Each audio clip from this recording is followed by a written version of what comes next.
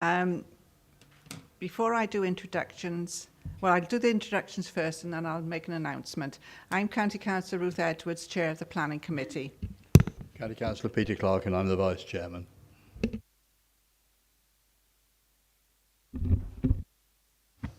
Philip Thomas, Development Services Manager. Craig O'Connor, Head of Planning. Andrew Jones, Development Management Area Manager. Larry Houston-Smith, Senior Development Officer. Louise Corbett, Housing Strategy. Thank you all very much indeed. I'd just like to mention with great sadness that we've lost an agent that used to work with the Planning Committee and members for quite a good number of years. I knew him personally for a very long time, and that's Brian Spencer. And he was quite a gentleman, and we're very sorry that we have lost him now. The officers used to see him a great deal in the planning department, so I've sent a card round now to be signed to his family, and we give our condolences and sympathy to them. And I believe the funeral will be on Saturday. Thank you very much indeed. Any apologies for absence, please? Just one apology, Chair, from Councillor Higgins. Thank you, Richard. Declarations of interest. Councillor Murphy first, please. Thank you, Chair. Application number DM 2019101672. The applicant's a personal friend. Thank you, Councillor Murphy. All right, Richard. Councillor Brown. Yes, thank you. Application DM 2019/01804. It's a personal, not prejudicial interest. I'm a local preacher with the Newport and Lower Wye circuit, which covers Monmouth, but I haven't been involved in anything to do with this application. Thank you. Thank you very much. Any more declarations? Right, thank you. I'll now go on to, how do we see if it's on? The minutes of the last meeting, for accuracy only. Councillor Eason. Yes, thank you, Madam Chair. On the declaration of interest at the last meeting, I declared an interest as a governor of Ysgol Cymraeg y Ffin in relation to a question, plan application for Ysgol Cymraeg y Fenni. It's on here as a governor of Ysgol Cymraeg y Fenni. It's actually Ysgol Cymraeg y Ffin. Okay. Okay, Richard. Right, thank you, Councillor Eason. Any other questions on accuracy at all of the minutes? Shall I have a show of hands to approve them? Thank you all very much. Now I'll assign those at the end of the meeting. We go now to the first application of the day. I believe it's you, Andrew. Thank you. This is application 00725, Llanant Barn in Penalt, Monmouthshire. Thank you. Yes, thank you, Chair. This is the full application for an existing barn located along Brook Road in Penalt. The site is also within the Wye Valley AONB, and for members' awareness, the application is presented to you today following referral from the delegated panel. For the benefit of the members not at site visits yesterday, I'll just quickly run through some of the photographs. This is the front of the barn, and you can see there an existing sort of field gate which would serve as access. Phil, if you can just... So this is a view of the rear of the barn and the southern side elevation of the barn as it stands. It's a further view then from the front, just looking up from the south. Again, that's the main front elevation fronting the lane. I'm not sure if you can see with the light there, but that is an internal view of the barn showing some timber storage that's been taking place there. And that's the site then edged in red, as you can see on screen. So permission is sought to convert the building into a single residential dwelling with associated curtilage. As I said, vehicle access would be provided by the existing entrance shown on plan. Phil, if you could just see there, with off-street parking for 4 vehicles provided as shown. With regard to any external alterations, no extensions are proposed. However, new timber windows and doors would be inserted. In addition, roof lights would also be introduced to the rear roof slope. That's the existing plans. And then you can see those proposed with the roof lights shown on the rear elevation. So by way of background, the barn was substantially rebuilt in 1998. Further to that, planning permission was refused for its conversion to a dwelling in 2005 and then subsequently dismissed at appeal in 2006. Reasons for the council and the planning inspector's decision are contained in detail within the officer's report. It's worth noting that consideration was given due to the limited time that had elapsed since the rebuilding works and the policy requirement to give particularly close scrutiny to buildings of less than 10 years old. So therefore, to our current detailed considerations, policy H4 is key to our determination. The officer's report, as you will have seen, provides a detailed consideration of criteria A to G, concluding that the building is of appropriate design and scale, requires no extension, and is already served by appropriate access and parking provision. Of particular note is criteria E, which sets out clearly that particular close scrutiny will be given to proposals relating to buildings less than 10 years old. In addition, it seeks to resist building of modern materials such as concrete blockwork and portal frame buildings. In this instance, the building has stood in its current form for 21 years and therefore exceeds the cautionary timeframe detailed in policy H4. Furthermore, the building is not finished with the modern materials. As you can see, it is finished with natural stone. In terms of third-party impact, the nearest neighbouring property is some 130 metres to the east. Some local concerns have been raised with regards to flooding. However, it can confirm that the site is not within any defined flood zone, and the amount of new hard surfacing is limited. And whilst the site is within the Wye Valley AONB, the amount of external alterations are limited, and normal permitted development rights would be removed to further safeguard the designated landscape. The application has also been informed by sufficient ecological survey information to determine the planning application, and it would require a site licence from NRW. In conclusion, the application has required careful review and balanced considerations. Officers are satisfied that the proposal would now meet current LDP policy H4 and its detailed criteria. Therefore, subject to the conditions in the officer's report, it's presented to members today with the recommendation to approve. Thank you, Andrew. Obviously, the local member whose ward this isn't on the planning committee, so I shall take, first of all, the adjoining member to that ward. Is that you, Councillor Webb, or not? Right. Anybody who was there at the site visit yesterday will be quite prepared, I'm sure, to comment on this unusual application, really. Thank you. Roger Harris. Thank you, Chair. That building is there now, practically as it is, apart from the fact that those nice openings that are shown on the plan there are big lumps of greying wood. This has to be far better looking than what is there at the moment, is one criterion as far as I'm concerned.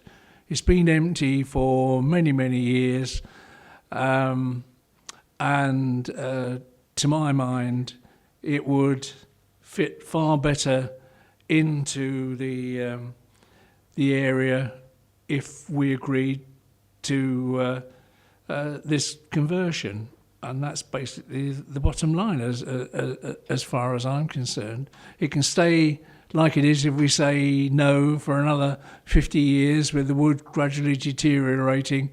The stonework and the roof are going to be there for evermore. I think it would be, if you like, institutional vandalism not to seriously consider this for conversion. So I'm happy to stick my hand up for approval. Thank you, Councillor Harris. When I say it's an unusual application, not in itself as a barn conversion, but the circumstances that we are presented with today is unusual because of the history of the actual application. Anybody else wish to comment now, please? Councillor Murphy? Yeah, thank you, Chair. I wasn't able to get there yesterday because of other commitments, but looking in detail at the officer's report and the plans we got in front of us, I think this is a very good opportunity of bringing a very useful building back into to use. So I'm happy to second the approval. Thank you, Councillor Murphy. Councillor Brown, did you have your hand? No, sorry. Anybody else wish to comment? Councillor Clark?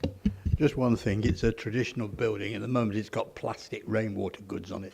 And could we please have a condition that it has real cast iron drainage goods, please, so it matches its age?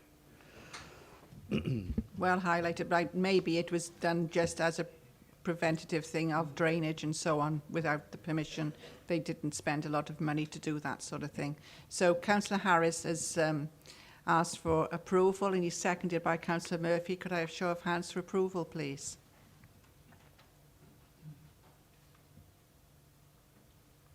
Those against? One abstention, I believe. Right, okay. Right, thank you very much for that approval.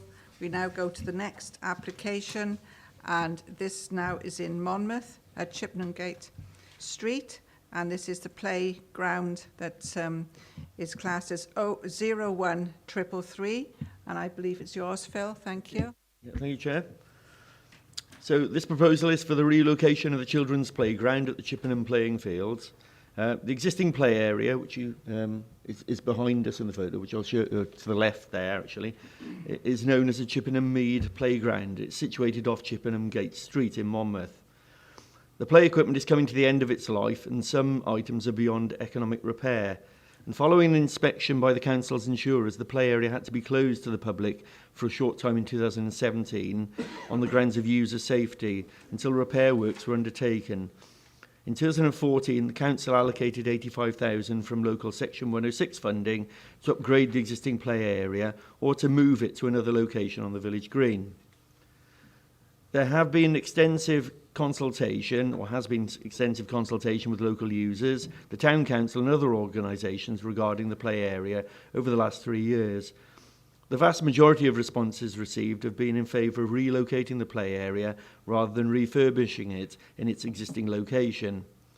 In July 2018, Cabinet decided to relocate the play area to a different part of the village green and authorised officers to submit a planning application and a village green consent application to achieve this outcome. So just have a quick look at the photographs. So yeah, that's looking towards the Bund, the play area, current play area is on the left, that's the bottom of Chippenham Gate Street where people park. And that's looking towards, if you follow that path, we walked up there yesterday actually, and then the site itself is to the right of that path, through the avenue of trees. And that's looking back, so the actual location of the play area would be in this area here. That's the path that we just saw going back, and the existing play area is in the far distance behind the trees there. Again, that's a location of where the play area is proposed. And that's looking to the left-hand side where the play area would be over there. All the trees would be retained, including the two that sort of lie slightly apart from the main avenue there.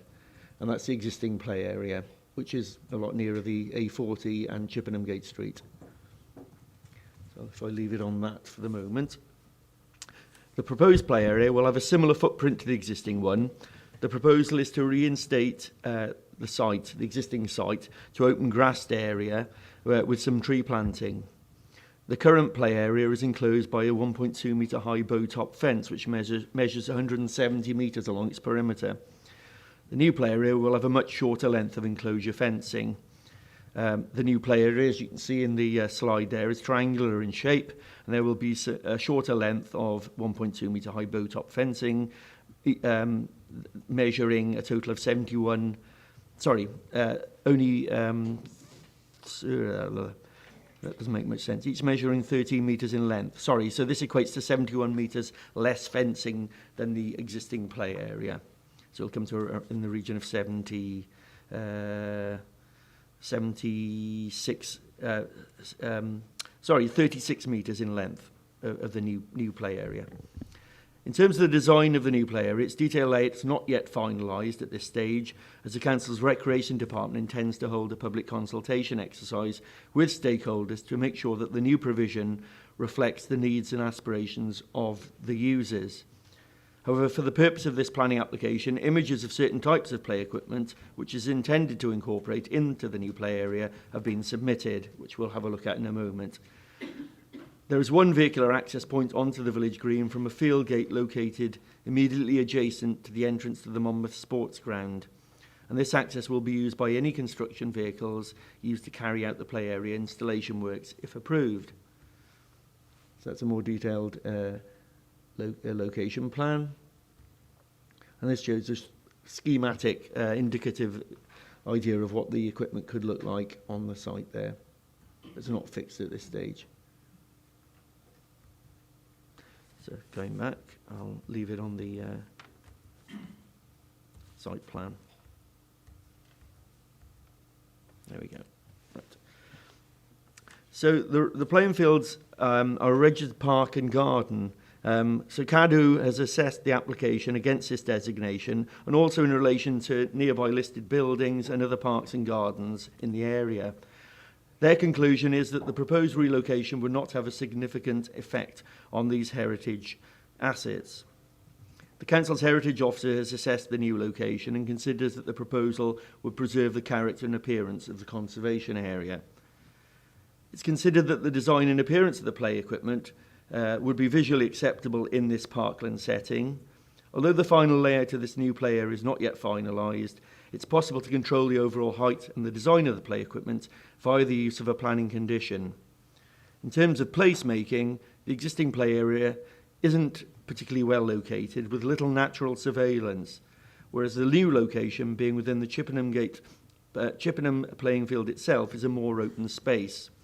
In addition, the new play area is in a car-free area, unlike the existing play area, which is located adjacent to Chippenham Gate Street. The new play area should offer a safer and more pleasant environment for its users than that existing.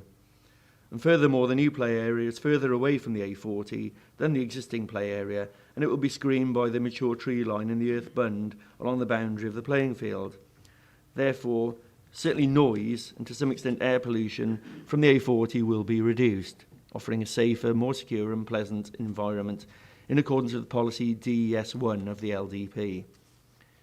In relation to archaeology, given the proposed development's location and the results of a previous archaeological investigation, it's highly likely that the remains will be encountered during any ground disturbance works, and therefore an archaeological condition and informative has been requested. So subject to the conditions set out in the report, we'd recommend approval. Thank you. Thank you very much, Phil, for that detailed explanation of that site. Most of us have seen the site, and I believe, Councillor Feakin, you're the most local to this site. Is it actually your ward? It is actually your ward, so I'll take comments from you first, please. Thank you very much, Chair. Thank you, Phil. So this application has gone through a lot of consultation, a huge amount of consultation. There was a lot of reluctance about doing anything with the village green, in doing anything with the village green, full stop. That's been a lot of people's reaction, that it shouldn't be touched and that nothing should ever happen to it. The Cabinet's decision was born out of a site visit when they went there, and it was very clear to them, very clear to a lot of other residents, that the existing location of the present location of the existing playground, being so close to the dual carriageway, is a health risk. There's no doubt about that. We know about the pollutants in the atmosphere. We know that there's pollutants in that corridor, and it's picked up on in other environmental readings elsewhere. So we know there's a real issue with where it is at present. That in a large part has delivered the reasoning for the moving of the play area to its present location. Lots and lots of other areas on the village green were looked at and considered, and this ended up being the location, the ideal. None of them were an ideal location, but this ended up being the most suitable location on the village green. He was looking to move it. It still has some reluctance from some quarters in Monmouth, who still think that we shouldn't do anything on the village green at all. My take on that is that we have an obligation and a duty as a council to provide a play area, a suitable play area that's not in a polluted corridor next to a busy dual carriageway, especially if we have the availability to move it and to make it a significant improvement on the existing environment where it is. So weighing up all of the factors for and against, I find it a very easy position to come to the compromise of locating it or relocating it to this location, because it has the least amount of impact and the most amount of potential benefit to our children. At the moment, we've suffered an argument in town for the last 3 or 4 years, whether we should or shouldn't move it, and we've still got to go through the village green consent and everything else. But there's been such a long argument that we've almost, a whole generation of children have almost lost the ability to have a play area on their doorstep, which is what we have an obligation, a moral obligation, if not a legal obligation, to provide. So it does come with a lot of backing from parents, certainly in the area. Notwithstanding that I do appreciate there are some concerns regarding noise and regarding people gathering there at night time and those sorts of things, but given that it's only literally metres away from the existing area, I don't think any of those arguments are sound, and I don't think any of those arguments, I'm not saying that they shouldn't be considered in some regards, but I don't think any of those arguments should be considered so pronounced that we should be considering them to go against the recommendation for approval. But what I would say is that the application that's before us today, for all intents and purposes, is more of an outline application than a detailed application. I hear that the final details of the design and everything else can be reserved as reserved matters, but it's probably the design of the fence and the design of the play equipment that will make this a win or a lose situation. So I welcome the fact that they are all reserved matters, and hopefully we can have some input from other local groups in order to deliver the best type of equipment. And I understand that will come probably after the village green consent's gone through and everything else, and that this is a staged process. So I welcome that input, and I think that we do have to make sure that that does go back out to consultation, because that's a very significant factor about whether this is going to be a good site or not a good site. And the only other last thing I would say is about the biodiversity. If there's any chance of us increasing, which I think there is, of us increasing the biodiversity of the village green by, rather than just simply replanting the old area with back to grass, we have the availability and we have the possibility of planting that up with fruit trees and some flower beds and those sorts of things, which will use a otherwise unused area. It'll stop it becoming a muddy area, and it would increase the biodiversity significantly, as well as buffering the dual carriageway from the village green. So there's some things we could do, probably embellishments on the existing application to, like I say, increase the biodiversity planting scheme on the area where this is coming from, because it's got to be considered in the same. And for those reasons, I'm happy, or if we can consider some of those reasons, I'm happy to support the application. Thank you very much for that very strong observation, Councillor Feakins. And yes, and I think today we all say the children are sat in their houses, in their bedrooms, all on gadgets. And I think it's only to be applauded that they've got the availability of young children to have an alternative to that in the open air, and obviously in a safer environment. I believe, Councillor Murphy, you wish to make some issues on this application. Thank you. Yes, thank you, Chair. And obviously I wasn't there yesterday, as I said, in the last application. But I was there as a member of the Cabinet. We went there a couple of times. And yes, as been pointed out, we looked at several sites, and this was the one that appeared to be the more sensible. It's more open and therefore safer. It's the other side of the bund from the point of view of noise for their residents. I would have thought it would be less noisy there than the existing site. And as I said, it's more open, so safety comes into play. I think the advantage of having natural materials as proposed, is going to be a lot better than the metal ones that are there now.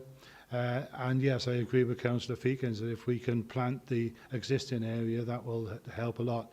It is further away from the A40, and I've read the representations about electric vehicles and the perception that perhaps the A40 is less traffic now than it was because of the bridge tolls. But I think if that's true, it's only marginal. And there's a general increase in traffic anyway. So I think the fact that it is further away from the A40 is an advantage. So I'm quite happy to see this approved. Thank you very much, Councillor. Councillor Alan Davis next, please.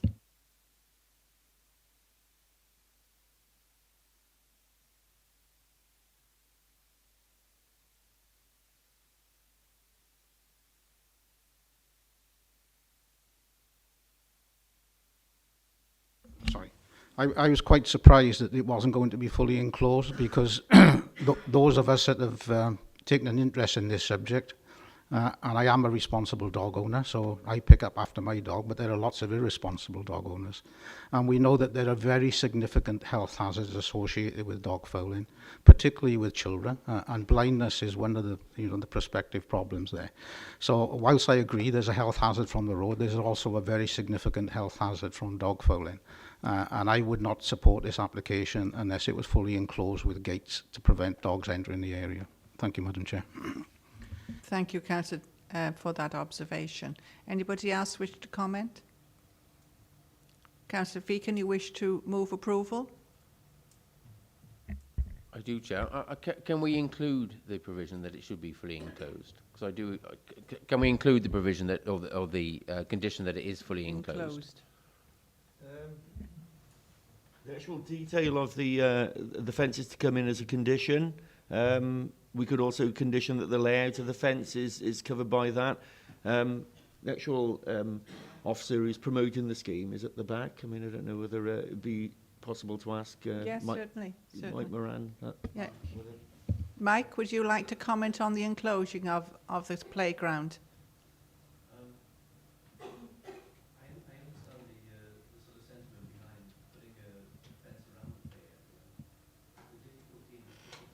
Could you stand up so they can't hear you very well, I don't expect, unless you wish to come down?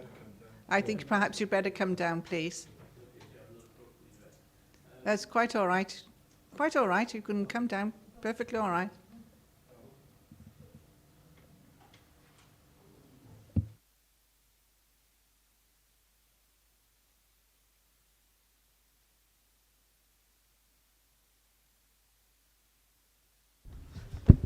Thank you.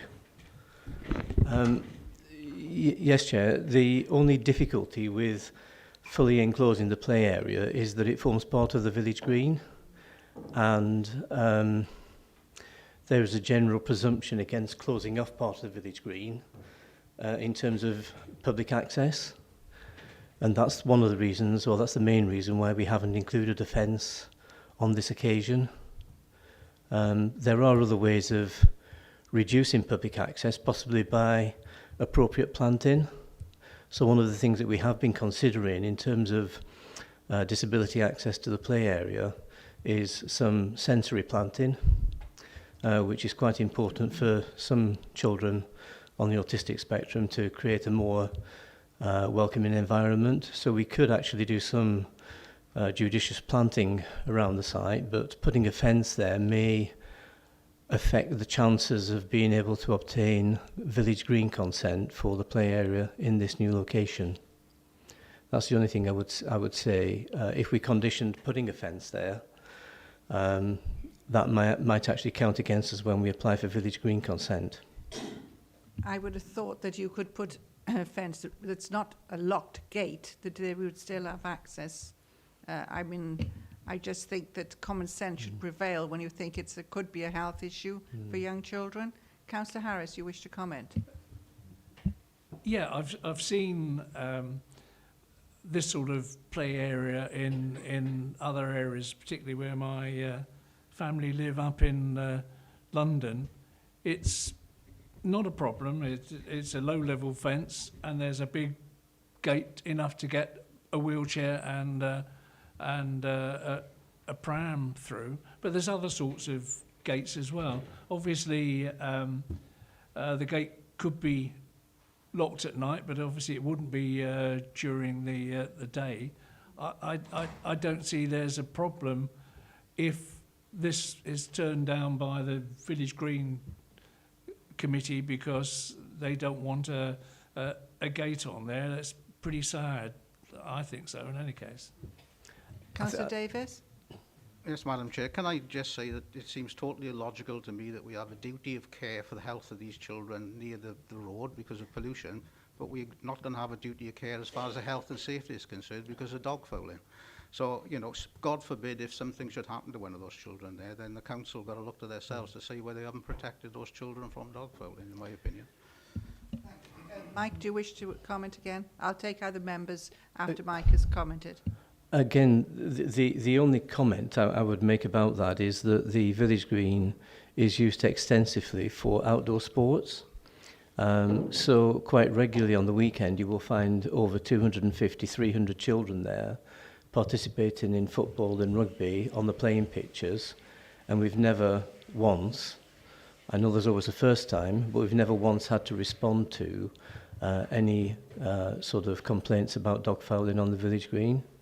And although we do have, I will say we do have bolt-up fencing on the majority of our players in Monmouthshire with self-closing gates, which is a safety feature as well, not just for dogs, but for certain children that have got additional learning needs. In this case, I can only say that I am aware that one of the difficulties of applying for village green consent, and I do bear the scars of many previous applications, that there is a general presumption against enclosing any part of the village green. It does actually go against the scheme of regulation drawn up in 1987.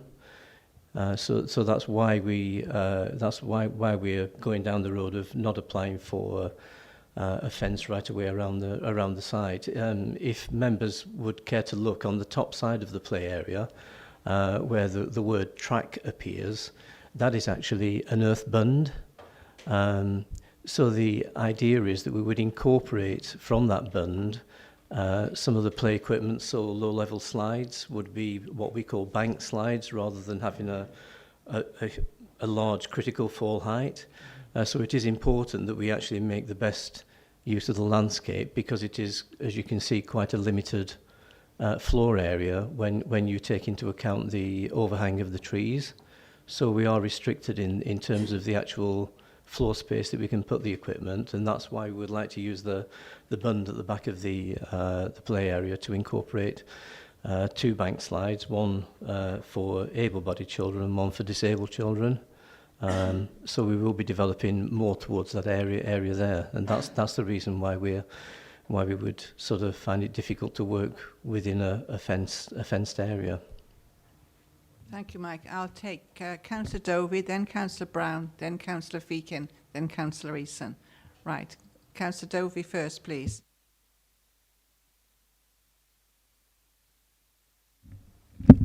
Thank you, Madam Chairman. I always get the one, perhaps I'm losing my strength, but I always get the one that doesn't switch on straight away. I can see both sides of the story here, but there is, I think, if you like, a greater good amongst in this, in that it is the health of the children. I take all the points that have been made by the officer. Could we not put together a proposal? Put together a proposal that we could submit to the Village Green Committee, whatever they call themselves. And make the point about the specific issues that are here with this particular application, and just try and do it with them, try and persuade them, rather than just say, well, this is a proposal, they'll turn it down. You never know, and unless you try.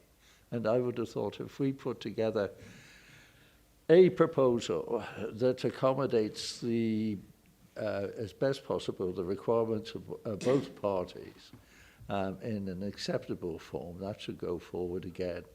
And we should at least be seen to give it our best shot to get it, as a committee, give it our best shot in seeing what we can achieve that reflects the feelings of the committee and some of the population of Monmouth, I believe. Thank you, Councillor Dowie. Councillor Louise Brown. Yes, thank you. I'm in favour of the play area being enclosed, and one of the reasons is if you look at the diagram that we've got there, it says under 8s, and I think it's a bit different, you know, sort of playing games like football or whatever, or rugby or whatever on a large pitch, and under 8s who fall over, and toddlers who are close to the ground where there might be dog waste.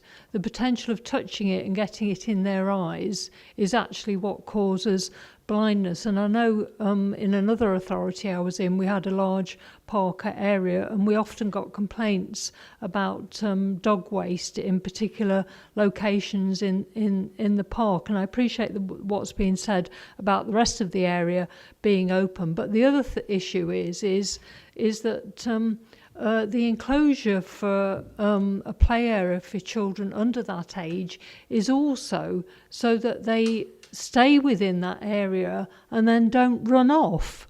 And I think, you know, in some senses, that's an important issue in itself. And the previous area that it's replacing was enclosed, and that's the standard that you normally have. And, you know, from various those sort of reasons, I think, you know, from a child safety point of view, then it does need to have, I mean, I'm not saying, I mean, it would have to obviously have an aesthetically pleasing type of enclosure. But if there is an issue with a village green, I'm just wondering whether it's, I don't know without looking at the regulations, but I wonder if it's a right-of-way issue, so that if you have a gate on one end and then a gate on the other, so that you can actually walk through, in some senses that opens it up but still keeps it an enclosed area, because obviously village greens, the idea is that everybody can walk through the area and there is that openness. So there would be the openness but with the gates on either side, and I just thought that might be. But as far as this scheme is concerned, and I must admit it wasn't an issue I'd thought about until it was raised by Councillor Davies. I do think it's important for it to be enclosed, particularly because of the age of the children. I mean, we're supposed to look at, as part of planning, you know, the well-being of children. And I don't think it's a good idea to have an area that, you know, children can easily run away from. You know, they go down a slide, you turn around, and then they're gone. You know, I mean, I think that's the worry, because at least if there's a gate there, if they're not old enough, they might not be able to open the gate anyway. I think most of the children that would use that would be supervised by parents or carers anyway. But it isn't as if this area is going to take up a large percentage of the Chippenham Mead anyway. But I believe, Craig, you wish to comment as well, please? Sorry, could I add that? I mean, I know that they will be supervised by parents, but the thing is you could be talking to another parent, turn you back, and then suddenly, if it's an open space area, they could be running off, and you wouldn't know where they were. Thank you, Madam Chair. Yes, sorry, Mike, to answer this in an open forum, really. But with the Village Green application, just build on your experience there, with the enclosure, if it was planting only, would that be suitable in terms of that application? Or would there be... I'm thinking of this, could there be some sort of solution where it was planting and some sort of mesh in it to stop dogs? Because I think the issue that members are raising is with regards to dog fouling. So is there a way that we could condition a scheme to be agreed, that is agreeable to all parties, to stop that happening, basically? And how would that progress in terms of the Village Green application? I think, Chair, if you conditioned it that it had maybe a suitable means of enclosure, that might give us a little more latitude, because once the Village Green consent application is submitted, well then members of the public, Open Spaces Society and various other organisations can make representations about that. And certainly what has come up over the last 3 years of fairly detailed consultations is that we know that there will be people objecting to the Village Green consent application on the basis that we will be enclosing a part of the Village Green that is not enclosed at the moment. And that is one of the main constituent arguments for those people that will argue in favour of the consent application being refused. Unfortunately, this is not a situation that we can actually negotiate because it is dealt with by the Welsh Government Planning Inspectorate. So it's a question of people submitting their views to the Inspectorate both in favour and against the application, and they then have got to go away and make a judgment, mainly on the basis of the law, which, as you appreciate, can be quite ancient in relation to Village Green. So it's all about giving continual access to those areas on the Village Green when it was actually established as a Village Green. So if you were to use phrases rather than suggesting that it should be a formal fence, that might be a way of actually trying to overcome it with as I say, some sensory planting to avoid dogs using it. I would say that having observed the Village Green probably almost on a weekly basis for the last 3 years, it is used extensively by dog walkers, primarily in the mornings. And as I say, there is always a first time, but we have yet to have any representations or complaints about dog fouling on the green. Thank you. Councillor Feakin, could you turn your mic off, please, Mike? Thank you. Thank you, Chair. Would it be possible? This is going to be a staged process. It's going to be, you know, we can make a decision today in principle, outline if you like, and it can go before the Village Green Committee for their decision. Is it possible that we could simply keep this as a reserve matter, which means it will come back before us in any event, as would the style and type of play equipment that's going to be situated in there anyway. And that means that we do have an element of control, but it'll be post the decision of the Village Green consent, and that might also we could, you know, along with the Village Green consent. I know that's out, we're not discussing that in this committee at the moment, but alongside the Village Green consent, we could always put an application in there to say that we would prefer to enclose it due to the issues, but we can be guided by them. But if it's a reserve matter, then it's going to come back before us in any event. That might satisfy some of the concerns in the room, maybe. You can certainly, I think if members are minded to approve it subject to this issue with regards to dog fouling, you can condition it to say a form of enclosure will be generated or a scheme to deal with the dog fouling will be established and agreed with local planning authority. That could be a condition we could add.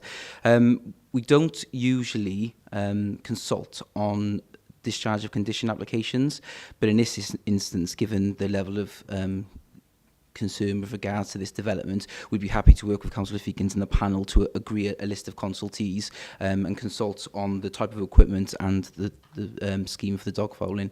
That could be dealt with. Yeah, that could be achieved as well. Thank you.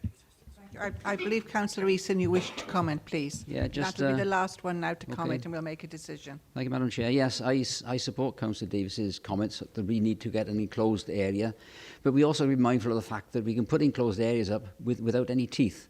For example, in my ward, I'm trying to pursue a bylaw which is a fully enclosed play area to stop people taking their dogs through. So unless we've got bylaws as well to put teeth on the actual fence we put up to make sure that dogs are not allowed in there, we're wasting our time. I support the need of a fence, but I also support the need for bylaws to protect those fences and the people who use them. Thank you, Councillor Eason. Okay. Just to clarify, to pick up on Mike Moran's comments, I was talking about a form of enclosure, not necessarily a fence, so that would have to be agreed. Yeah. Right, so Councillor Webb?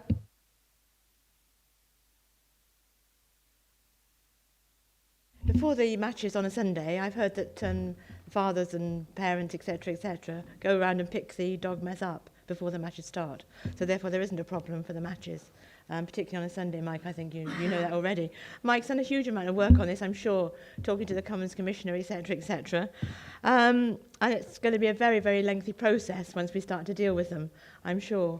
But what I was going to suggest, Mike, perhaps other areas, other common village green areas might have had this problem as well. I don't know if there's any other common land, village green, that have asked for this process for fencing.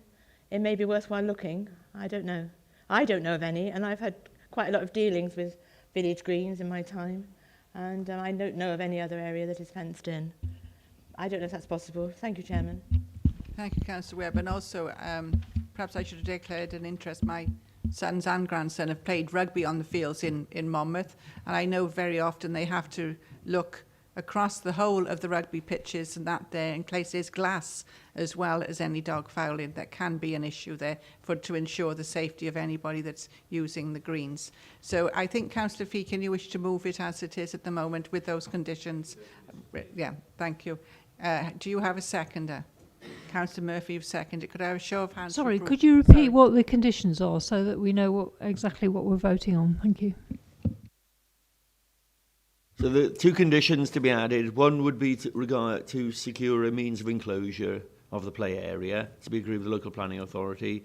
That would be a discharge condition then. So what we would do then, we would agree via the local member and the delegation panel who we would consult in that process, and presumably it could be actually approved by the panel if agreement is reached with the various parties, yeah? Okay. Yeah. And the second one was to secure a soft landscaping scheme for the existing play area to enhance biodiversity on that area as well as amenity. And was there a condition about dog fouling? That's not a... Yeah. Yeah, would you also pursue the need for bylaws to protect these areas so they can be enforced?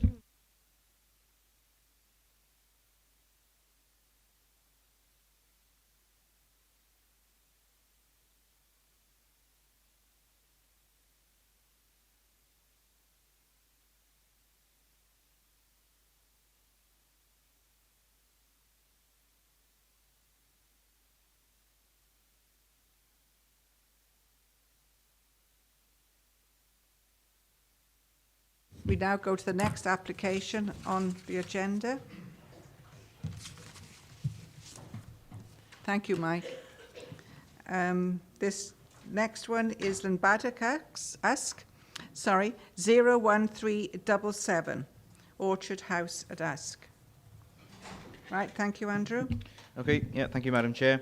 So this is a Section 73 application relating to a previous planning permission for a replacement dwelling.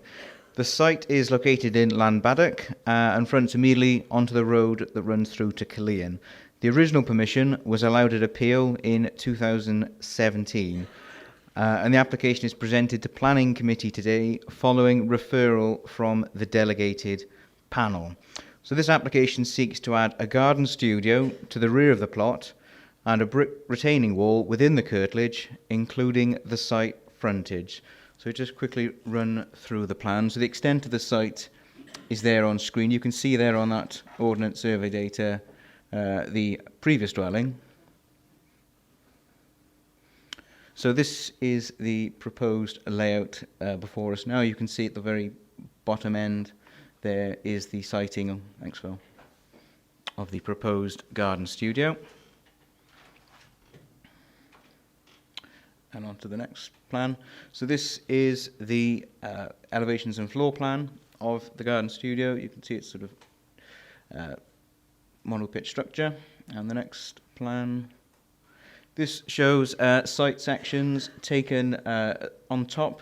This is a site section taken immediately in front of the dwelling that's currently under construction. And below that, through the access, where the hedge would be set back and a small 500 mil high retaining wall to be inserted. And then the next slide.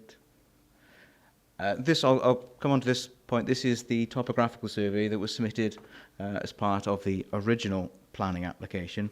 So the proposed studio you've just seen then would measure 9 metres by 4.49 metres and stand 2.8 metres in height, and would be finished with render and caedural weatherboarding. With regards to the retaining wall, this would stand, as I stated earlier, no more than 500mm high, and would be finished with Staffordshire blue brick.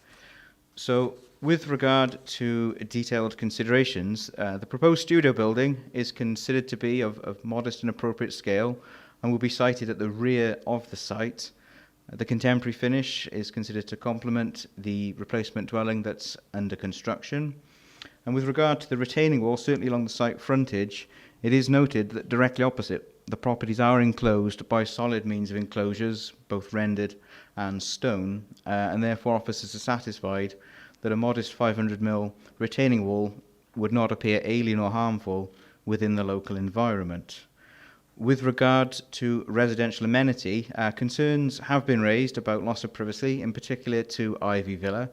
The outbuilding would be sited approximately 11.5 metres from the site boundary, and given the distances from the boundary and the even greater distances from Ivy Villa itself, as well as orientation of buildings, it's not considered that the provision of a studio would cause unacceptable harm to residential amenity. Notwithstanding this, members, if they so wished, could consider conditions of obscure glazing for the window on the end elevation. With regard to flooding, part of the site is within flood zone C2, which would partially encroach the proposed studio siting. However, it is not considered that given the modest footprint of the proposed studio, it would cause such unacceptable harm so as to warrant refusal on flooding grounds. It's also important to note that the effect of a Section 70 application is to effectively grant a standalone planning permission, and therefore, if granted, SAB approval from the Council's drainage body would be required. This would ensure that the development would adhere to drainage requirements under their separate legislation. Concerns have also been noted with regard to the site levels, and as we saw on the screen earlier, a topographical survey was undertaken with the original permission, which shows the ground gradually sloping down to the northern edge of the site. And members will have seen on site yesterday that topsoil has been scraped to one side to form a mound. However, this would be graded back in accordance with the site section plan we saw earlier, and the AOD data provided on the new section is consistent with that of the original topographic survey, showing a gradual decline to the north. Finally, with regard to highway safety, the visibility displays that were to be achieved on the original decision would still be maintained and would not be impacted by the provision of the low retaining wall. So therefore, subject to the conditions set out with the officer's report, which replicate those of the original appeal decision, the application is presented to members with a recommendation to approve. Thank you, Andrew. Most of us know the site reasonably well. It's not far away, and we have had visits there in the past. So, you the closest? Yeah. Do you wish to comment now or later? I'll comment later. Right. Thank you, Councillor Clark. So, anybody else wish to comment now, please? Councillor Murphy? Taking up on Andrew's offer for obscure glazing, I think that's probably appropriate in this case. I'm happy that the level of the plot is going to be returned to the original. I think that takes a lot of worry away from nearby residents, and should help a lot. Apart from that, I'm quite happy with the approval. Thank you, Councillor Murphy. Anybody else wish to comment? Councillor Brown. Yeah, when we went out on site, we looked down and saw the brook by the side, and then there's actually marks to show that they're going to increase the levels.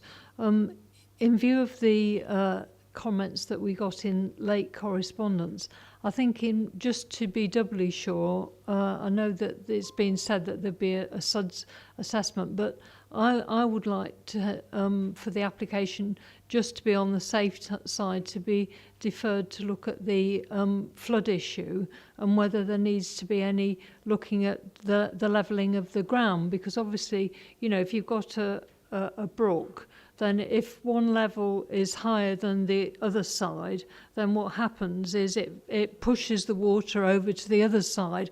And because, you know, the ground hasn't been levelled yet, we don't know what exactly those levels will be. And I just really think that to be on the safe side, I would have liked to have seen sort of a flood assessment, because near brooks you can actually do extra works on raising grounds, and obviously if the levels of grounds on either side are, it's just the way water goes, then you know, if there's flooding, it's sort of 50% on either side. But if one's higher than the other, then it's going to go the other side. And since we're talking about differences in slopes, I think that it, rather than leave this to chance, it would be sensible for this application just to be deferred, so that we could have an expert report on flood assessment, and if they feel that any further works on levelling of ground or whatever need doing, and to me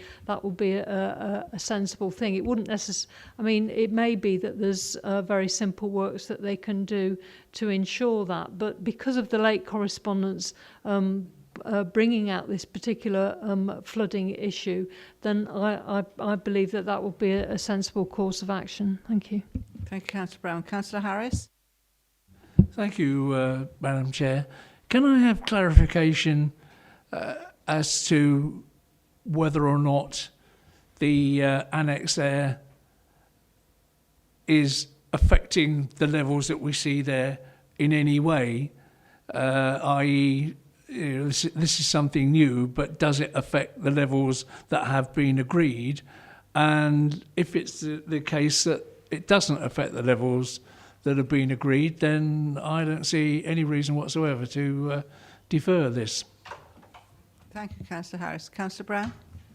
Yeah, when we were out on site, I don't know whether everybody was around, but there was sort of like this level thing that it was pointed out to us that they were going to increase the levels of soil in that particular area. And obviously, without knowing what the specification of how high or whatever they are, until that work has actually been completed, we don't know. And normally, if you have any dwelling establishments near brooks, you normally do the rectification work to ensure that there isn't flooding before you put in your application, as opposed to afterwards. And because they've still got to shift soil around, we've no idea as to what the actual levels will be. And you know, if you see how drainage or whatever works, even a slightly higher level on one side can actually be detrimental to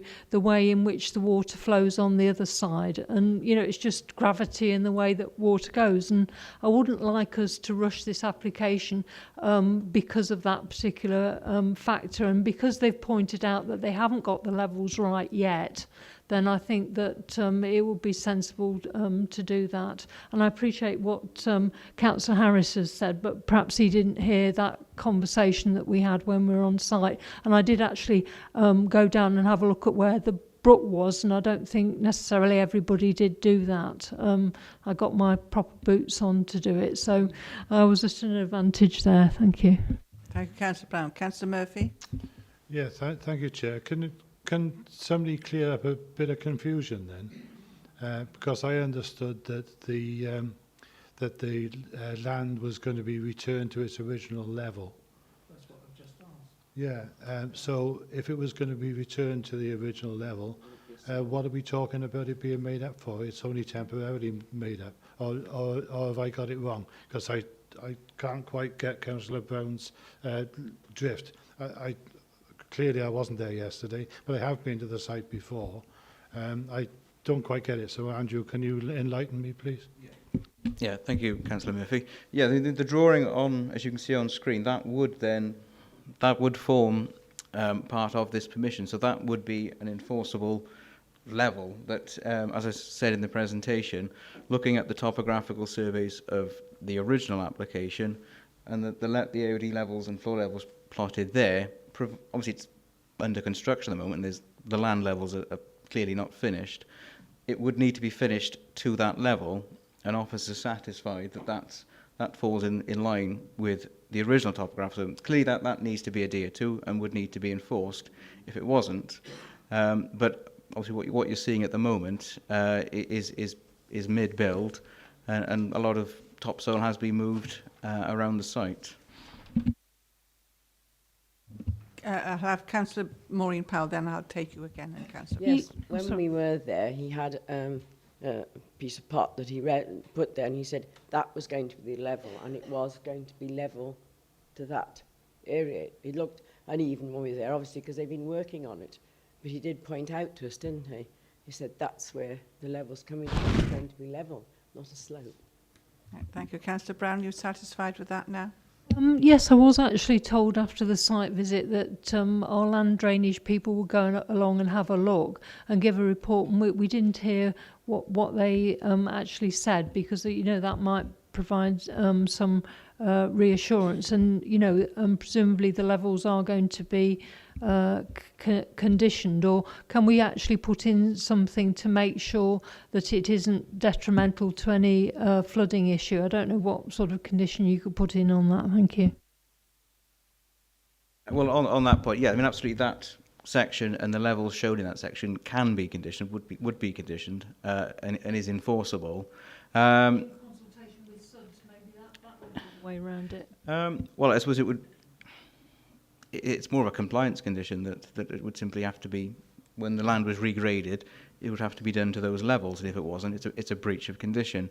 For any confusion, yeah, I have spoken with the council's land drainage team, who's confirmed that there is a watercourse that runs along the site, and clearly, I suppose the impact really is that the additional building into that sort of flooding area, and as discussed in the presentation, given the footprint of the building versus the size of the plot and its permeable areas, also because it would require SAB approval also to replicate natural drainage, with all balancing all that up, I say that's why officers are recommending what we are, that the additional impact from the previous approval, which is under construction, is that introduction of a less than 50 square metres building into the flood zone, and what is the impact of that on flooding. Like I said, I think officers satisfied that's okay in terms of the impact, and would be covered through the SAB requirement to replicate natural drainage. Thank you, Andrew. I believe Craig wishes to comment, then I'll take Councillor Howard. Yeah, only just to clarify that obviously we do have a finished floor level here. So the topsoil has been taken away, the ground has been taken away and put to the right, as you've seen on site yesterday. Now we have a finished floor level, which is there, which is raised above the flood level, and that will be conditioned, and that will be enforceable then if that level is in agrees. In terms of the surface water drainage that this site would create, any surface water that it creates, it has to be dealt with on site via the SAB process, and they will have to go through that. So it won't add any additional surface water. It'll have to be dealt with within that SAB application. So in terms of the drainage of the site, that will be all contained. So in terms of flooding and the impact on flooding, we are, given the scale of this building, which is a small outbuilding within the curtilage of this large plot, we aren't putting any additional pressure on, and we do then have a finished floor level to enforce against. So we're working with our land drainage colleagues to ensure that that surface water that this building creates will be dealt with. Quickly, please. So presumably, SUDS could put further conditions on if they weren't happy with the way it was being dealt with then? They will have to get SUDS approval, so it will be signed off by them in accordance with the SUDS regulations.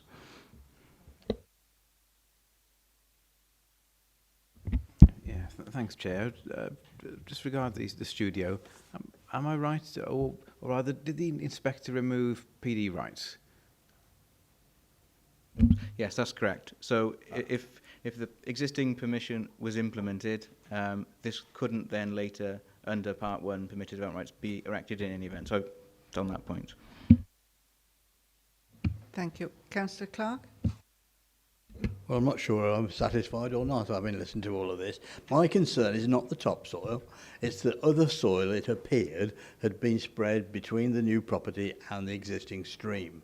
What we're after is that the original ground level, when the topsoil is put back is back to the level it was before the site started. And that is all we can ask, and that is what I'm asking you, that our officers make sure is happening.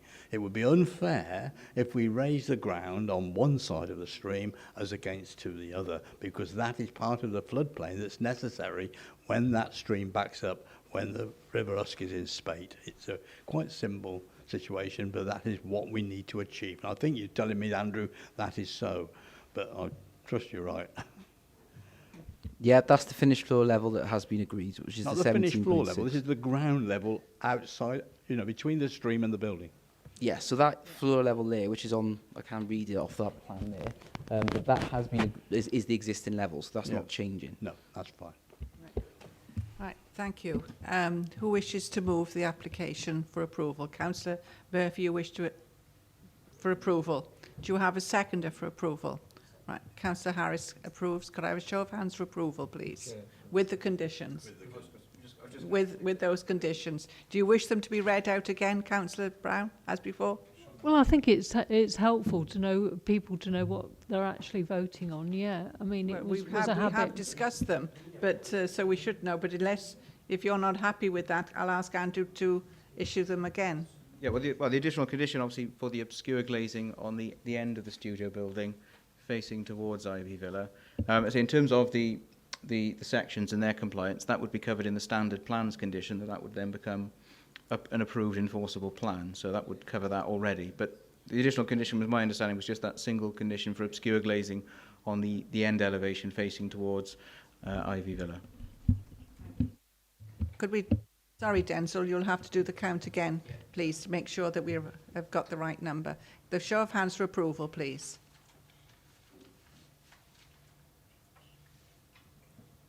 Those against? Abstentions, please? 2. Thank you very much indeed for that. Next. Page 43, and this is at Carrow Hill, Caerwent. Thank you very much. Application 01672.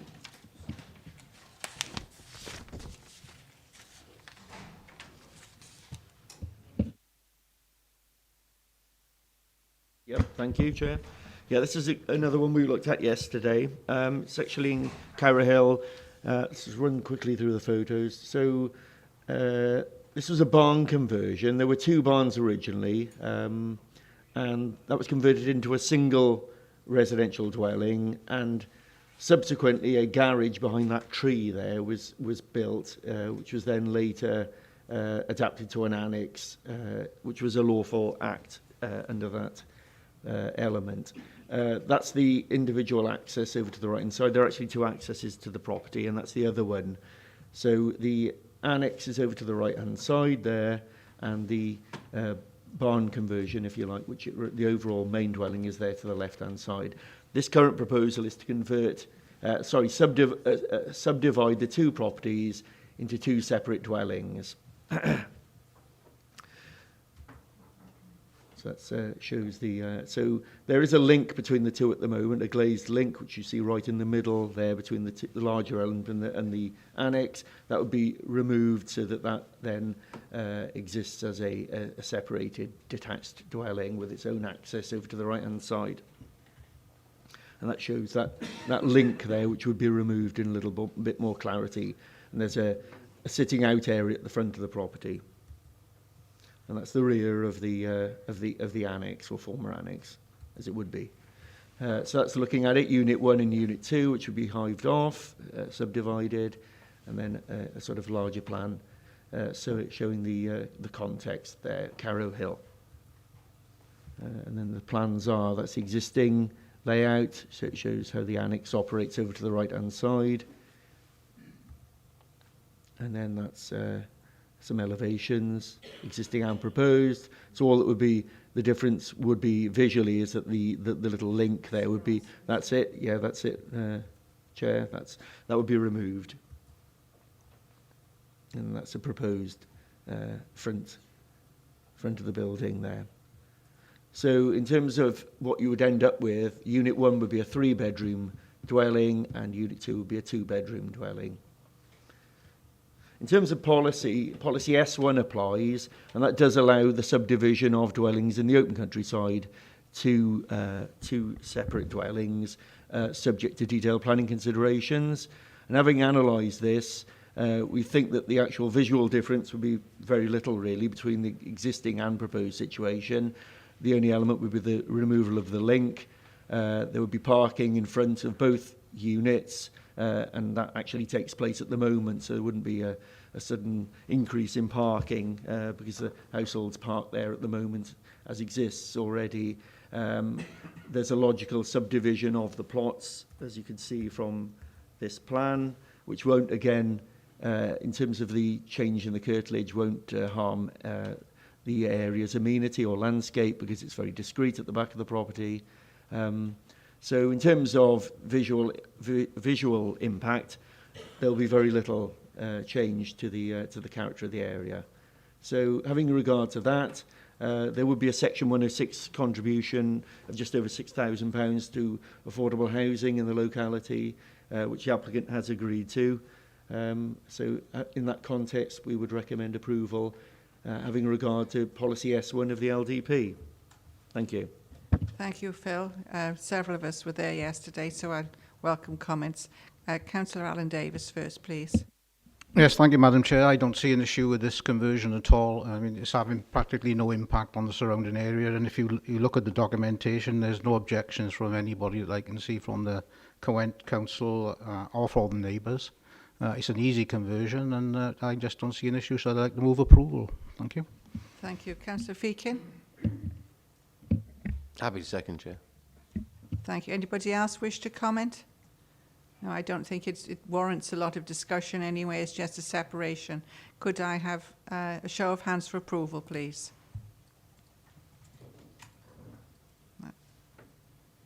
That's unanimous. I don't think there's any abstentions or against it. Thank you very much indeed.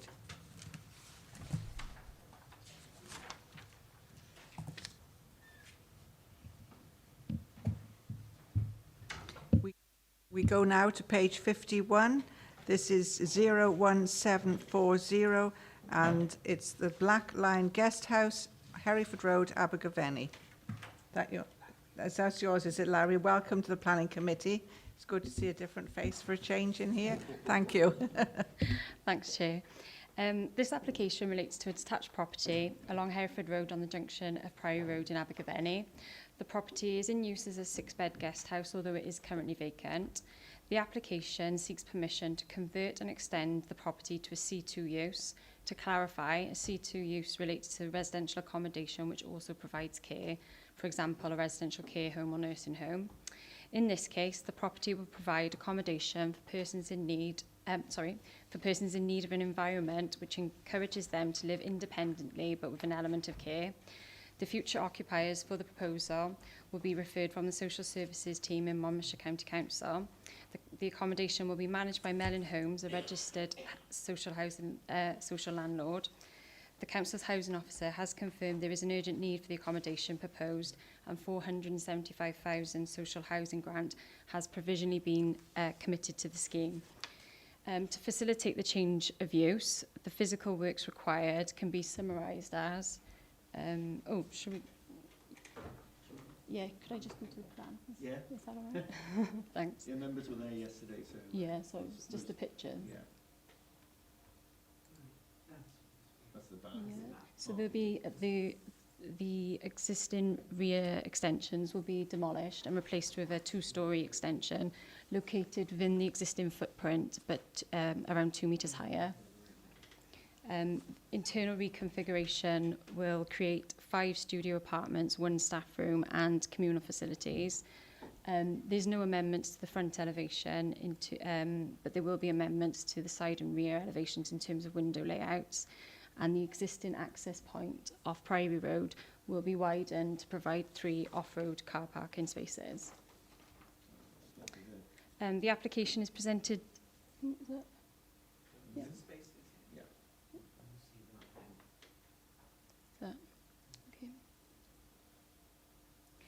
The application is presented to committee since there's been 5 objections from local residents. The objections are primarily in relation to parking. The local council has also asked for the application to be considered at committee on the grounds of a potential impact on residential amenity. In terms of consultations, there's been no objections received. Moving on to the plan and assessment, I'll first address principle of development before discussing highways and parking and residential amenity. Other considerations are fully addressed in the report and they won't be covered today. In terms of the principle, the site is in the settlement of Abergavenny, so the principle of development is established. The loss of the guest house is not protected by policy, so the change of use in that regard is acceptable.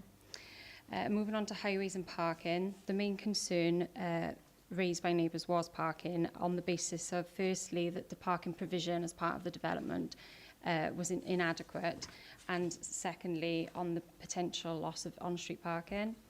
In respect to the parking provision, the proposed 3 spaces are in accordance with the parking standards, the adopted guidance, and therefore is policy compliant. In terms of the loss of on-street parking, because the parking is in accordance with the standards, we don't anticipate that there would be any on-street additional stress to on-street parking. It's acknowledged that the parking point will be widened, which could reduce availability, but since the access is actually opposite and two existing accesses, this area is currently unavailable for on-street parking, so the widening wouldn't have any effect in that regard. The applicants have also submitted a vehicle trips analysis, which actually concludes that the existing guest house has more trips than the proposed use, and that these trips are during the peak hours, so there would be no conflict between existing residents and the C2 guest house in terms of vehicle trips. So to conclude on parking, the provision provided is policy compliant. The on-street parking availability will not be affected, and the C2 use will result in less trips. The Highways Authority have no objections to the parking. So moving on to residential amenity, the potential impact could be in relation to the change of use and the physical changes. In terms of the use, it's not considered to be significantly different to the existing use as a guest house, so any impact would be negligible and not harmful. In terms of the physical changes, as mentioned previously, these are the 2-storey extension to the rear. There are some amendments to windows. There's the enlargement of a landing window, which will face number 41, which is south of the site, and a bungalow. There's 4 roof lights and 2 sun tubes proposed on either side of the roof. So two roof lights either side and a sun tube. Yeah. There's 2 new lower ground windows facing onto Priory Road towards number 45 Hereford Road, and there'll be upper floor windows within the rear extension. The changes are fully considered, but I'll just run through them briefly in terms of the impact. The 2-storey extension is most closely related to number 41, which is the bungalow to the southwest. The proposed extension will replace an existing 2-storey extension, but it will be slightly higher at 2.4 metres higher. The roof of the new extension would be hipped, so the main bulk of the roof would be offset by about 7.5 metres from the common boundary of number 41, and this is considered sufficient to not result in any overbearing impact. Then the enlarged window on the elevation facing number 41 serves a landing, so this isn't habitable, so there'd be no overlooking impact. The roof lights and sun tubes are at a high enough level that there would be no overlooking possible from these windows. The lower ground floor level windows, which are on the north-eastern side facing number 45, separated by Priory Road. There's an offset distance of 13, and whilst this is lower than, well, quite minimal, it is restricted by walls between the properties, so views from these windows are restricted. In terms of the rear extension, this is 28 metres from number 2 Priory Road, which is the property to the rear of the site, and 28 metres is ample distance to protect amenity. So in terms of amenity, just to conclude, it's been the development has been considered in the context, and it is considered that there would be no harmful impact on residential amenity as a result of the changes. To conclude on the application, the proposal is deemed to have an acceptable impact in respect to parking, residential amenity and all other material considerations as detailed in the report. Furthermore, the proposal would assist in meeting the urgent need for this type of accommodation and would utilise social housing grant, and it is recommended for approval. Thank you very much for all that detail, Lowry. You did very well in the first committee. And I dare say they will change the name of Black Lion Guest House. I dare say we'd have to change that, wouldn't they? I will take Abergavenny members first. Who's what? There's 3 from Abergavenny area, so I'll take you in turn. Councillor Powell first, then, please. Thank you, Chairman. I can't see a problem with it because the people who are going to be living there probably won't have vehicles anyway, so that it'll only be when somebody comes to visit them. So it wouldn't be, I wouldn't have thought there'd be any more vehicles now than there would have been when you had it as a guest house. So, and that was the only worry that the residents had, wasn't it? There wasn't another worry. I think it's a very good idea. We do need these places. There's some on the other side of Abergavenny where one of the people in my estate, his daughter's there. She's got some sight disabilities, but she's living on her own. She's pushing her 40, living on her own completely, and there's somebody there, and it's wonderful that they can do that and not be shut away in a house and not go anywhere. And I think they're needed, and I can't see any problem with it from a planning point of view. So I can't see so much, there isn't likely to be so much traffic movement. No. If Councillor Harris will be a gentleman, I'll ask Councillor Woodhouse first, if you don't mind. Thank you. Thank you, Chairman. Yes, I'm quite happy to support. We do need this type of accommodation. And with regard to the parking, I do think, as Councillor Powell has just mentioned, there will be fewer cars. I've just wondered if it was converted to change of use was to just residential house. There's 6 bedrooms, probably a considerable number of cars would be needed to be parked there in that instance. So I'm happy to support this. Thank you, Councillor Woodhouse. Councillor Harris now, please. Thank you, Chair. Yeah, I agree with the last 2 speakers. The chances are there's going to be less cars there with this proposal than with the guest house. And I'm afraid, just got to get over this problem the whole time with we shouldn't have a development because we can't park our cars. This is absolutely vital. It's providing a service for very needy people. I have a Mellin establishment in my ward that is very well run and looks after people in a similar sort of situation. There's never any trouble there before. There are a large number of people there and very few cars are actually parked by the residents in the parking spaces available. I think we need this. The Town Council is happy with it, and I certainly vote for it. Thank you, Madam Chair. Thank you, Councillor Harris. Anyone else wish to comment? It's been moved, I believe, by Councillor Powell. Have you a seconder? Councillor Howard, did you wish to comment before I take the vote? Sorry. Yeah, thanks, Chair. It was just a quick one, really. I noticed the comment that the existing use isn't protected by policy, and I was just thinking, I found that a little bit odd, and maybe it's something we need to consider for the next LDP. And as much as I recall, the site we visited in Tinton, I can't remember the name of the hotel, the one that closed, but I'm sure that we required some evidence of market testing, and just for the fact that it was outside of the settlement boundary, so I understand it, is it really the only difference in principle. So maybe something to consider for the future, but otherwise I agree with the other members. I think it's possibly less intensive use, and the replacement of the extension is betterment in appearance, so all for it.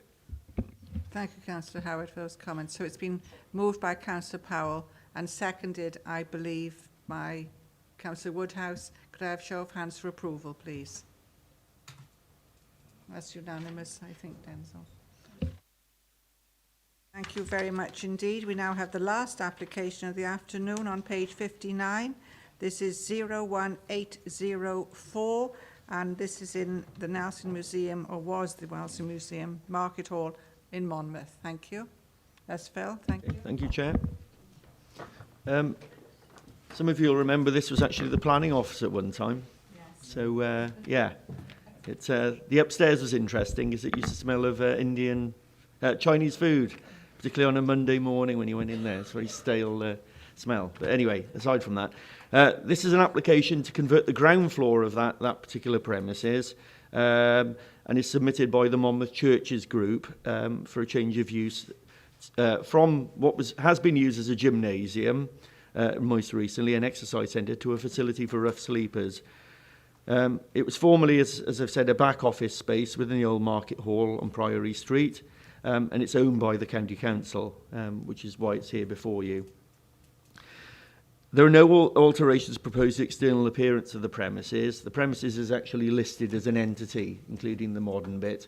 But there are no actual alterations proposed, so no listed building consent is required. The application indicates this facility will operate in the winter months from January to March on a yearly arrangement, although that would be subject to the lease that the council would grant them. In terms of the rules of the facility, the arrival time would be 6 p.m. to 7 p.m.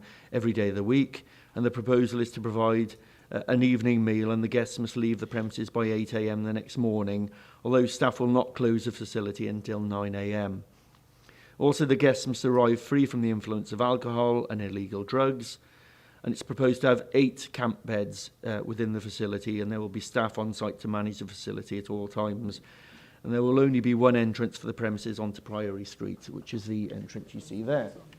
There we go. And that shows a shot from the other angle there. And that's another shot.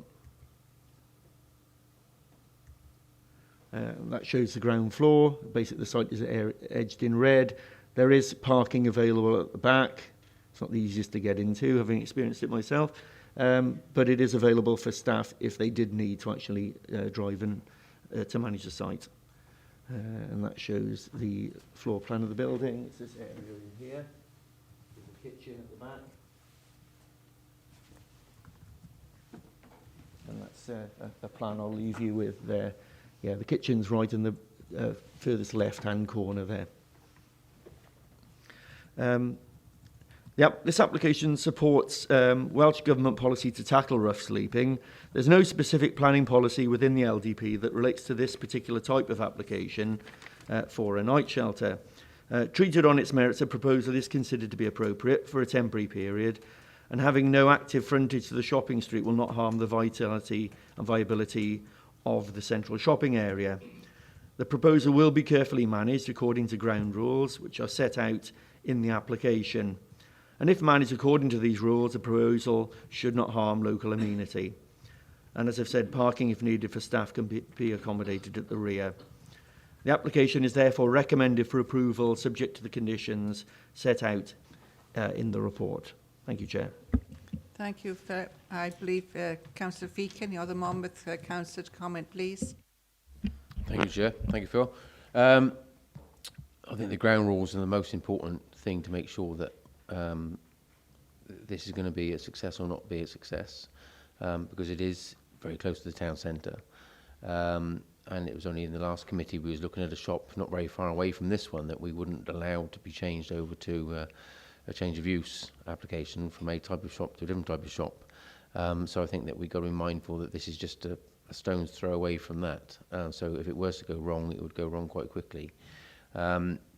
But I have full faith in the applicant, and I have full faith in the services that they already provide throughout Monmouth, and this is an extension to those existing services. So it's not a new service that they provide necessarily, albeit that it may provide a broader scope for more people, maybe. So with those ground rules, I'd be more than happy, and I think it's a brave move for us as a council, but I'd be more than happy to endorse it and with full gusto. Thank you, Chair. Thank you, Councillor Feakin. Anybody else wish to comment? Councillor Anne Webb at the back, and then Councillor Lewis Brown.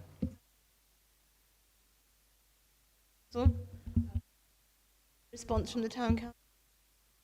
Yes, it's in late correspondence, Councillor Webb. Yeah. Yes, I just wondered, condition 5 mentions about shall not be used for the approved purposes outside the following months, January to March of each calendar year. And obviously, you know, that's a cold phase, a cold phase in terms of, being outside and homeless in terms of temperature. I just wondered why it didn't include December as well, because December and even part of November can be considered fairly cold as well. You know, you can get on occasions temperatures below zero. So I just wondered why it didn't actually include December as well, because I would have thought that's because normally on sort of heating things you tend to think of November to March. So I just wondered why it was restricted to just those 3 months and whether that was sufficient to help with rough sleepers. Thank you. Yeah, simply those months, because that was what was applied for. It's in members' gift to extend that period if they wish. And there's also, obviously, we're looking at as a planning committee, the council will also have its hat as estates manager as well, so it'd be up to them to provide a lease for a particular period as well. But members could extend that period if they so wish to include November and December, but that's up to members. Councillor Feakin. Thank you, Chair. Just on that one point, then, I think we've got to be mindful of looking at what's before us today and not trying to broaden that scope outside of the applicant themselves have made those conditions and have agreed to those conditions. That's what's being consulted on. I think if we were to go outside of the application that's before us or broaden it in any way, I think we could find ourselves in trouble if we're not careful. So I'd go with what's in front of us. If there was some sort of amendment to that in the future, well, obviously the applicant could always bring that forward as an amendment at some future point. Thank you, Councillor Feakin, because we can't foresee the future. So, as I say, this is what we're dealing with, this time scale at the moment. What happens before next winter, we don't know. So this is actually what we're dealing with now. Councillor Howard. Yeah, just a bit of clarity about the scope of the consent then. Is it additional use we're looking to permit, not a replacement use, so it can revert back to D2 if that's required?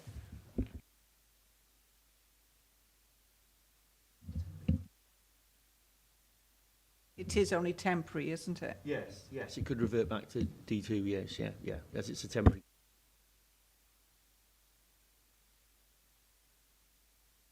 You move on the basis that it is a temporary consent.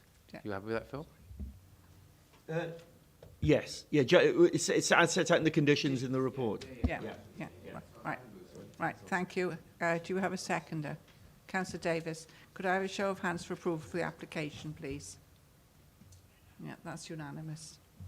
Right. Very much. Thank you, Craig. Over to you. So I've just been doing a bit of work while some of the other applications. Just revert back to the application on Orchard House in Llanbadach. There is a topographical survey on the previous planning consent, which went to the planning inspector. So if we just conform the wording of that condition to refer back to the existing levels as part of that inspector, then that should make sure that we have got that condition tightened up. So just to share that, if members agree with that. Thank you for that work, Craig. And thank you all very much for your attendance. There is just a notification of one that's been lodged with appeal, but not the decision made as of yet. Anything else at all? No, thank you all very much indeed. Yes, thank you. Thank you, Giles. Yeah, I note the sensitive nature of the appeal, and maybe that we need to ensure that we're not live streaming at this point.